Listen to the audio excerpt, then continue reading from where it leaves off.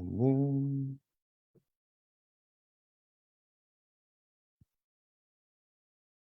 I think we're on. I have to do something weird so that I can see it on my other screen. Yeah. I need a little hand puppet or something. There it is. Startup hand puppet. We got it. Sweet. Well, let's get in this thing. All right, we're live, everybody. Hey, thanks for joining us. We're back second Monday of the month now. I lose track. It's already halfway through June. What is happening to time as we know it? It's flying by. Before you know it, it's going to be Christmas again. It just got hot, and then I feel like snow's right around the corner. It's madness. Welcome back. Thanks for joining us. There's lots of wonderful things you could be doing with your time tonight, including watching the college baseball World Series, which if you're not watching it, you should. The games all weekend long were fabulous. And I don't even like baseball, so that should tell you how good it was. That even a non-baseball fan is like glued to his TV trying to watch ORU from Tulsa, right? Playing in it. Had one comeback win, lost a close one last night. It's been really fun to watch. So don't do it right now, but after this is over, flip over and watch college baseball. But lots of things going on, and some people maybe even here in central Oklahoma still without power because of some of the severe weather we've had this week. So it's been a chaotic June, but we're glad that you're here. Hopefully you found yourself in the right spot. If you're familiar with Parents Helping Parents, you know that we're an organization that cares deeply about offering support to families. If you're not familiar with Parents Helping Parents, and maybe you're catching this video because somebody shared it or you found it on YouTube in some strange fashion, let me tell you a little bit about who we are. We're an Oklahoma-based nonprofit organization founded by parents, primarily run by parents, with the mission of providing support, education, and connecting people with resources for anyone who has a child struggling with a substance use disorder. And that is a very broad description. In a nutshell, what we want to do is share stories of parents who have lived through and suffered through and seen their children flourish in recovery. And we want to help parents who are caught in that battle right now. So maybe you've got a young child who's 15, they're just starting to experiment with drugs or alcohol. We want to share our stories. We want to connect you with resources and provide some education. Maybe you're 55 years old and have an adult child who's been in and out of recovery, who's been struggling with active addiction for a long time. We want to offer you support as well. We want to share our stories. We want to share some of our hope, connect you with some resources, offer you with some education so that maybe we can help all of these families along the road find some health, find some wellness, hopefully find some recovery. We have lots of parents in our organization who have young people who have experienced recovery. We have lots of parents who have young people who have been in and out of recovery and are doing well at some times and not great at other times. We've got parents who have children who are actively out using. Some of them don't even know where their young people are. And then unfortunately, we've got parents who have lost a son or a daughter to drug overdose or to suicide related to addiction. And so we do really have a wide range of people that can offer help. We do that through a couple of different ways. We do that through these live streams. We also host a variety of trainings and virtual meetings where parents can actually find support from one another and talk and get information. And so all of that stuff can be found, followed, and details in two places. One is on our Facebook page, which I think you should follow if you're not following. That is at Parents Helping Parents Inc., at Parents Helping Parents Inc. on Facebook. Or you can check us out on the internet, www.parentshelpingparents.info. In addition to that, we have a plethora of our videos uploaded to our YouTube channel, but you can find all that on either of those places as well. If you're watching right now, while you do it, I'm going to do it because I never want to ask people to do things that I'm not willing to do myself. That would make me a bad guy. Reach over, click the share button on the video that you're watching on Facebook. People ask me all the time, what are some of the ways that people can support Parents Helping Parents? Some people want to do that fiscally and they want to give, but we know that times are hard out there. Milk's expensive, eggs are outrageous. And so not everybody has the financial ability to give and do support that way. This is a free way to support our mission. you sharing these videos on your Facebook page just balloons the number of people that have the opportunity to hear a message of hope. And even if you only have, and I don't want to shame you by saying only have, maybe your goal is to have 300 Facebook friends. I don't know. But whether you have 300 Facebook friends or 3,000 Facebook friends, I guarantee you that somebody on your friends list has a friend or a family member, or they themselves are struggling with a substance use disorder or emotional illness or all of the above. And sharing a video like this to your page could be the very thing that gives them a chance, that offers them hope, that pushes a message in their direction that says, you're not alone, you can do this, and it can create some change. So if you'll do that and hit the share button, that would be awesome. I will remind you to do that one more time and pester you again here in just a second. You know, we want these live streams to be as interactive as possible. You know, my preference would be for us just to have a microphone and be standing out in downtown like one of the crazy street preachers with the signs, just sharing the message and interacting with people. But that's a little weird and a little strange, and people would give us funny looks. So we choose to do it on the internet. But we do want it to be interactive. We want to make sure that if you've got specific questions, want more information about what we're discussing tonight, that we get that information to you. And it would be great to get it to you live. So there's a couple of ways that you can interact with us. One of those is the comment section on the Facebook video that you're watching live. I've got it right over here on my other screen. Going to be monitoring those comments. If you've got questions, if you got things you want to add, maybe you just want to do a little like or a thumbs up or a hearty face or whatever, that's a great place to do that. We'll be watching that. But remember, this is the internet, and once you put something on the internet, it will stay on the internet for all time. Just ask every politician who's tried to run for office in the last 15 years and had something pop out of the internet skeleton closet to haunt them during election time. You know, these comments, they're there forever. And so a lot of times people are concerned about their privacy. They're concerned about their anonymity. And if you maybe you're engaging in a conversation like this for the first time, maybe you're not comfortable having everybody know that you're watching a video about addicted families or drug and alcohol problems and those type things. That's okay. We don't want to put your stuff on blast. So we've got a way for you to ask questions anonymously so that we don't even know who you are necessarily. I also have opened up a Google text line. That number goes directly to me.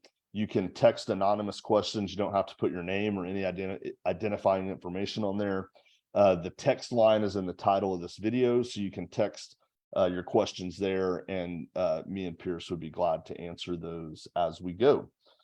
I will remind people that that text line isn't like a 24-hour hotline, right? I have it open when we're doing these, and then it doesn't get opened again for another 2 weeks. Sometimes I get back on Google Text and I'm like, oh, people have been texting me questions all week, and I haven't been responding because I only look at it when we're live. So that's a live interaction type thing.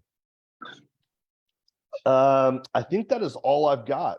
Let me remind you again to reach up, click the share button. You're going to want to hear what we've got to say and participate in this conversation. I've got a friend of mine, Pierce, who is on. Pierce, let me remove my pin, switch to gallery view.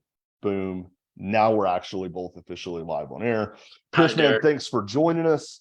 I just saw you earlier today, but I always like to see you, man. So, Pierce, just take a few minutes, kind of tell people like who you are and what you do, and then we'll just kind of go from there, brother. Yeah. So first and foremost, I just want to thank you for asking me to do this. It is always a pleasure of mine to help the recovery community, whether it be parents helping parents or my fellowship. I'm in recovery. So I'm 25 years old. I got into recovery when I was recovery from substance abuse when I was 22. And it changed my life. And today I get the opportunity to be the lead admissions coordinator at Country Road Recovery Center, where I get to help bridge the gap from people that are struggling with substance abuse that may be living on the street. They may be living in our homes. It looks different on everybody. Nonetheless, I get to help them bridge the gap from struggling to possibly opening up a new chapter to their life. And somebody did that for me. And it's an honor to be able to work in this field and help somebody else bridge that gap. I'm a father of two with one on the way. And, my goal in life, I feel like I've almost gotten a new branch on life. I didn't imagine that I'd make it this far, truthfully. Before I got into recovery, I burned just about every bridge that I could. I always like to say that I failed to start. I didn't do well in high school. And then when I came out of high school, I just went right into drugs and alcohol. But it's been a blessing to get into recovery, and it really has changed my outlook. It's changed the way that I look at myself. And today I'm just grateful that I get the opportunity to give back to that community. I think what Parents Helping Parents is, excuse me, I'm sorry. I think what Parents Helping Parents is doing is important, to say the least. A lot of family members don't know how to communicate with their loved one. They don't know how to heal. And I also have family members that are struggling with addiction, and oftentimes I don't know what to do. I think because I'm in recovery, I think I know what the answers are, and oftentimes what I think is the best course of action may hurt them further. And so what's best for me is to get back plugged in with people that are going through the same thing as me, and that's why I'm happy to be here with you, Derek. Yeah, man, I appreciate that. And already off the bat, Pierce, I love hearing people in recovery talk about their life. Let me rephrase that. And I hope that this doesn't come off offensive to some people, but maybe it should be. I don't know. What I love is hearing people who are actually working a program of recovery talk about their life. There's nothing worse than to hear somebody talk about recovery who's like just kind of white knuckling, suffering through sobriety, but hasn't been like gifted any spiritual path out of it. You know what I'm saying? You're like, oh man, you're sober and miserable. That sucks. But I love hearing people talk about recovery who you can tell when they talk about it that recovery for them has just been this like beautiful gift that's given them back, maybe not everything that drugs and alcohol took away from them, because sometimes that's impossible, but it's given them back a life that's really worth living. And it's so easy to see it in people like you and in some of our other friends that I know we have in common when they talk about this stuff. Yeah, a light comes back on in the eyes when somebody is no longer trying to fight it. Because if you would have told me 3 years ago what I'd be doing today, I would have called you a liar. I would have called you a liar, because I didn't see myself that way. I couldn't have ever imagined life this way. And I think that what made the difference for me, because today I don't even think about using drugs and alcohol. It's a thought that comes to mind, but I don't have those same urges that I used to. And that is not a testament to what I can do. It's a testament to what recovery can do and what getting plugged in with the right groups can do. Because like you said in the beginning, substance abuse is a wide spectrum. There's different reasons why everybody's struggling. I honestly couldn't have told you why I'm struggling. I honestly couldn't have told you why I started it in the first place. I just remember I had a great childhood. I had a wonderful childhood. Mom and dad were together all the way up until I was about 13, 14. And they raised me and my sisters to be honest, to be grateful for what we had. And so, but I do remember this feeling of when I was growing up of being really shy, being really nervous. I didn't have a feeling of like who I was yet. And unfortunately, I think that's where drugs and alcohol were able to slip into my life. And it gave me that purpose. Going back on what you were saying about people that are really headstrong about recovery, I think the difference between somebody who's really white knuckling it is they still hold on to drugs and alcohol as if it's a solution to their problems. And through a lot of hard work, through a lot of really desperate times, I I sought help by asking other people who had recovered how they did it. And that's really where my journey started. That's where it had to start because there was no way I was coming. Because I always say I was living in the past. The future didn't, the present doesn't exist, and the future never comes. I would tell myself every day, I'll quit tomorrow. I'll quit. Well, tomorrow was 2 years ago. Tomorrow was 2 years ago. And so um, I had to hold on to somebody that was doing it. I had to, that's who my circle became. What helped you, Pierce, finally like connect that dot with I've got to do something different, and a part of doing something different is listening to the people that like have found it. Like, what was it that finally flipped that switch for you in your own life? Yeah. Yeah, there's a very distinct moment. So first off, I was miserable. I mean, just miserable. Like I was saying, the present just didn't exist for me. I didn't see any way out. Just burning all my bridges. My family couldn't, just I felt like they couldn't stand the sight of me anymore because I wasn't who they remembered me being. And so, and I started to lose everything. And I think most importantly, I lost respect for myself, and I just became very hopeless. And my family, they were moving out of the house that we were living in. They're moving into another house that was a little bit further away.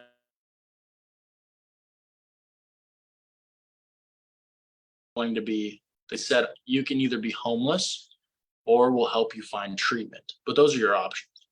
We're not going to support your habit anymore. And that really changed that changed the direction of my life. Because in that moment of feeling absolutely miserable, and then having that having the having that support there that was enabling me, that was keeping me sick.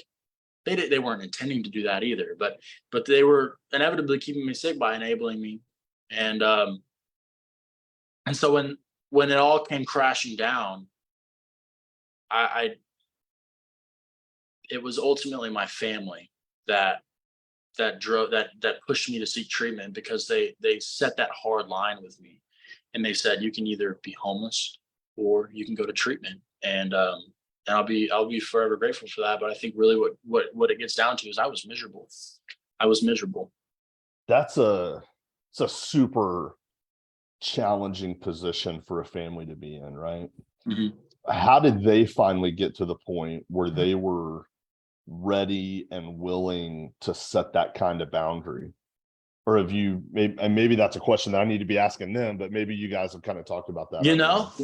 We have talked about it a little bit. I think what really got them down to that place was they were no longer going to watch me kill myself, and they were no longer going to be a part of it. They didn't want to be a part of it anymore. And so if I was going to kill myself, if I was going to stay on the path that I was on, they weren't going to be there with me. And because I stole from them, I took their cars. I would take my mom's debit card and her keys right out of her purse, because I didn't have any of that. I traded all that away. Traded at and so, and I lied to them. I manipulated them. I would give them my promises of how I was never going to do it again, and right when they turned their back, I was back, inside my mom's purse. And so I was every time they turned their back, I was doing something. I was doing something that wasn't trustworthy, that was dishonest, manipulative. And so I think I drove them to that point where either they were going to go insane, or they had to let go, and they let go. And I'm so thankful for that too, because if they wouldn't have let go, I probably would have just kept taking advantage of them and taking advantage of them and taking advantage of them. It took them finally saying, I'm going to do what's good for me, and whatever you're going to do, you get to go do it, but we're not going to be with you when you do it. And that was powerful. Yeah, I've talked to people before who have been trying to make that decision, whether it's setting a hard line with a family member for drug and alcohol treatment, or setting a hard line for somebody that needs psychiatric care, right? Maybe they've got to hospitalize them for a different reason. And one of the things that I tell families pretty frequently is they're gonna be pissed at you for this, but only till they get healthy. And then at some point, that anger about you setting this boundary is going to turn into gratitude for you setting this boundary. How long did it kind of take you to get there where you kind of moved past being angry with them and were actually really thankful for their ability to do that for you? Yeah. Yeah. So my first time going, so after my family gave me that ultimatum, I was angry. And I didn't necessarily, I knew I needed to help. I didn't necessarily want to help yet, but you know, I kind of felt like I was forced to do it, and that was okay. It got me to where I needed to be. But what what I think really changed it was I went so back in 2019, the first time I went to treatment, because I've been to treatment multiple times. It took me a little while to get this. Was I went to my facility. I went to the facility that I work at, and I remember standing in the living room in the intake office and thinking to myself, I can't believe I'm doing this right now. And I walked to the back door, where in the back door you can see a pool and you can kind of see the open field, and I could see people walking around, and they looked like they had smiles on their faces, and they looked like they were laughing, and everybody around me that was greeting me at the door was kind when I didn't deserve the kindness. They seemed like they were understanding when I don't feel like I deserved to be understood. And they told me that it was going to be okay. And so as I stepped into that, I was terrified, but I kept walking. And I realized probably within 30 days of getting sober that this isn't my family's fault. My family was doing this because they loved me. And it was hard. It was hard for them to set those boundaries. It was very hard for them to set those boundaries. And and I wish I could go back, and I wish I could have reacted different, but that's what it took. That's what it took. And I'm sure I'm sure when they were talking to me, they were very stern when they were talking to me, and they really held their ground. But I bet you when they closed that door behind them, they lost it. I bet you they were very emotional. I didn't get to see that portion of it necessarily. But I always knew that they loved me too. And I realized, and a part of me realized they were setting those boundaries because they love me, but I wasn't. When it just happened, I wasn't going to let them see that I knew that, because I thought I could still get my way. But deep down, I knew that it was because they loved me.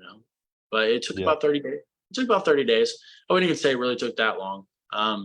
Because once I was ready, I quickly realized how selfish I was being. You mentioned, Pierce, a part of your story is, multiple different treatment stints. Mm-hmm. That means that your family and you kind of had to suffer through at least some temporary stints of sobriety, right? Yeah. While you were in treatment, and then some relapses, and then some redos. What was that like for you as a part of your story to experience that? What was that like for family? And what would you say to families who have somebody that's kind of going through that kind of similar path, where maybe they've been to treatment once or twice and, have relapsed and gone back out? Yeah. So my first time through treatment, I was told that just because I do bad doesn't mean I am bad. And I've held on to that since I heard it. And so as I was going through my relapses, and I mentioned at the beginning of this that I used drugs and alcohol as my solution. I also used relationships. I used anything that was going to make me feel better as a solution. And so when I left treatment, I was in a relationship. I got into a relationship in treatment. I left it. I wasn't really working on myself. And when that ended, when my coping mechanism ended, I lost it. I fell back apart again, because I went and I chased drugs and alcohol because that was the only solution that I knew. And so as I went to treatment 3 times, and every time that I leave treatment and it didn't have that, and I started to feel my feelings again and get back into the real life, I got scared, and or I was hurt, and I turned back to drugs and alcohol to make that go away. And it was scary. At one time I thought, I don't know how anybody can do this. I'd see people getting 1 year, and I thought, man, that was a lifetime back then. 30 days it seemed like a lifetime, but I kept turning back to drugs and alcohol as a solution. And my family, and the hard part about it with my family is those were the promises that I was making. Going to treatment, watching and them watching me get healthy and happy and sober, and then to watch me burn my life to the ground. I won't even begin to try and describe what they were feeling. I knew, though, my intentions were never to hurt them. My intentions were to ease the pain that I was feeling. And I couldn't see necessarily the pain that I was causing them. They would tell me, and they would show me in their actions, but ultimately at that time I wasn't interested in easing anybody's pain but mine. And so, but they kept those firm boundaries with me that they set the first time. They didn't let me come back home. They made me figure it out. I had to figure it out. And so it was a learning experience for all of us, but they reached out and they got the help they needed, because we learned through the first course of treatment that this is a family disease, and it didn't only affect me, it affected everybody. I mean, you can hear it in the story that I'm telling. They don't set boundaries because it didn't affect them. They set boundaries because they were getting hurt, and they had to recover too. And they started their recovery journey, I think, a little bit before me. And they were able to set those healthy boundaries with me. And I think that's what saved my life, because they weren't letting me come back home. They kept telling me, hey, I love you. And when you're ready, we're here for you. But until then, you go and just keep it away from us, type of deal. And what set them on their path to recovery? Like you said, they started doing their own recovery. Like what is that? How do families get it? How did your family find it? Like, just kind of maybe blow that up a tiny bit. Sure. I'm not quite sure how my family found it, really. Maybe it was through watching a podcast like this and hearing somebody else's story. Maybe it was the family therapy sessions that we did while I was in treatment. And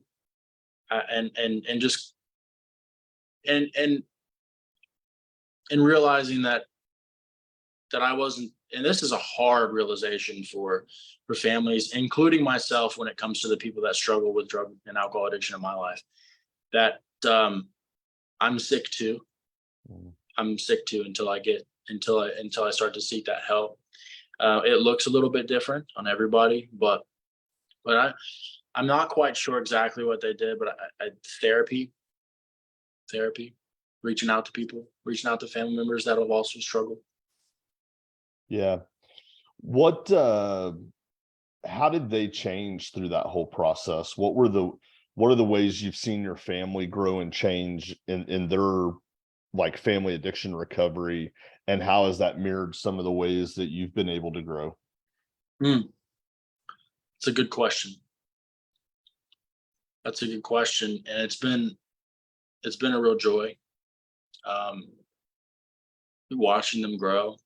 Like I said in the beginning, I think when somebody's recovering and they're really deep in it, their eyes light up. And what that's looked like on them is they seem to have more peace. They live their own life. They get to be their own person. And that's clear on them. Seems like they have more confidence today. I'm in recovery now, but there was a time where I wasn't. And I think with them seeking their own recovery, it seemed like they had a lot of peace when I didn't, you know? How did you find peace? You've talked a little bit about how you were looking for solutions in all these other places, right? Mhm. What's your solution now? How's your solution for life now different than what it was before? Mm, that's a good question. So my peace today, man, life looks totally different today. And like I've been talking about it, it took getting down to where I was willing to try anything. And when I finally was able, that third time through treatment, I knew that because I kept trying to do it on my own. I kept on trying to do it on my own over and over, and it wasn't working. And that third time going through treatment, I was back at the treatment facility that I work at, the one that I went the first time. I went to Texas the second time, and back in Oklahoma the third. And I realized that I wasn't going to be able to do it on my own, so I grabbed a trusted friend of mine who seemed like he was doing something different. And I grabbed onto him and I said, "What are you doing?" And he said that he's working a 12-step program. And so I kind of started my 12-step journey. And and through that journey, one of the things that's I stopped relying on my own thinking primarily. I stopped relying on my own thinking and I started taking suggestions from somebody else on how to run my life. You know, it was proven to me over and over that my life run on self-will was a disaster, you know. So I had to start taking somebody else's guidance, somebody else that could see my life differently, my actions differently, and they could give me some suggestions. And I got honest. I I think what really changed my I think what really changed my outlook is when I before I got into recovery, there was three things that I swore I was never going to tell anybody. There's three things that I was holding on to, and I had a therapist and my sponsor. They encouraged me to talk about those things, and I didn't want to because I felt like those things were. I felt like nobody would understand that I would be judged for those things that I had done.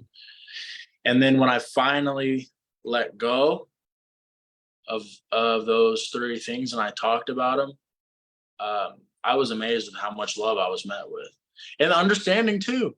I actually had somebody say, I said one of my biggest secrets, and he was like, "Is that it?" And it blew my mind. It blew my mind, man. And so and that gave me a lot of peace and freedom. I didn't feel like I had to hide anymore. It was all out there, and not that everybody has to know. I just told one person. Well, I told my therapist one thing, and then I told my sponsor everything else. And so there's one person in this world that knows everything about my life, and I don't feel like, and just by taking that one small step, which looking back it's small, but when I was going through it, it was very big. But taking that step really just kind of opened my heart back up to the world, open my eyes again. Yeah, just the feeling, and other people that maybe aren't like struggling with substance use disorders or addictions, I think, especially maybe people from certain religious backgrounds, I think understand a little bit, this idea that, hey, we don't have to confess our sins or our secrets to the world. We don't have to tweet about them. We don't have to put them on Facebook. But there is something really powerful about sitting down with another human being and verbalizing Mm. the weight of the things that you feel like have been Yeah. haunting you. And it's freeing in a way that few things really are. Oh yeah, you wouldn't expect it either. You wouldn't expect it, and it was almost an instant change for me because I was either going to get honest about it or I was going to go and back out and find that same solution I kept going back to over and over. I didn't want that anymore, and so I figured I best try something new, even though it was scary. Even though it's scary, I chose to get honest about those things, and after our little meeting, I got up and I was walking to my car, and I felt like I felt like a weight got lifted off my shoulders, you know, no, instantly. Yeah. Yeah. That's good, man. Pierce, I always ask people kind of the same wrap up question just because I love to hear the different responses that I get. But for you, man, if you knew that somebody was watching this who was just having the time of it, they were just swallowed up by this deal, really struggling, or a family was watching who had a son or a daughter that was really wrapped up in this, and if you only had like an elevator pitch time frame, right, like 60 seconds, what would your like 60-second message of hope for the struggling person or struggling family be? It's a really good question. You're not alone. You're not alone. The feelings you're feeling are normal. There's other people out there that have been through the same thing you are. If this is the first time you're getting onto any kind of recovery podcast, welcome. I hope you find what both Derek and I have found. And my intentions of coming on here weren't to talk about my program at Country Road. However, it's a very good resource. It's a very good resource for somebody who doesn't know where to turn or where to go. And if you do find yourself in that spot, if you're a family member, if you just need somebody to talk to, if you are the person struggling with addiction, reach out to us and we will help get you pointed in the right direction. Yeah, I mean, I appreciate that. I appreciate the sentiment of not being alone. And here's one thing that I love about the admission team that you work with at Country Road, which is not unusual for, if treatment centers have good admissions teams and are doing it the right way, this is not an uncommon experience. Kira Morris and Stonegate are the same way. Like I've heard her. Kira is a godsend. Yeah, Sure. I hear her have similar conversations that I hear you guys have when people call, which is, hey, we don't care if we're the right program for you or not the right program for you. We want to listen to what you're going through and we want to help you find a place to get healthy. And if that's our program, great. And if it's not, we'll send you 1,000 other places as long as you find it. Yeah. Yeah, for sure. For sure. Yeah, we by no means have a monopoly on recovery. We just want to see you get recovered. That's it. That's it, man. Yeah. Man, Pierce, thank you so much for doing this, brother, for taking the time out of your day to come on, for sharing your story, for being vulnerable. I really appreciate it. Thank you for everything you do in the recovery community. You're rocking, man. I appreciate it. Well, thank you, Derek. It's a really cool opportunity to get to do this. So thanks. Man, you'll be back again. I've no doubt. Well, I hope so, man. Hopefully I can learn some new pieces of wisdom and bring them to the table. Yeah, you got it, man. You got it. Love it. Cool. Hey, for everybody that was watching, we'll be back first Monday in July with some more exciting stuff. So enjoy the rest of your June. Enjoy the hot, nice, non-rainy weather while it lasts, and we'll catch everybody next time. See you, Pierce. See you, Derek.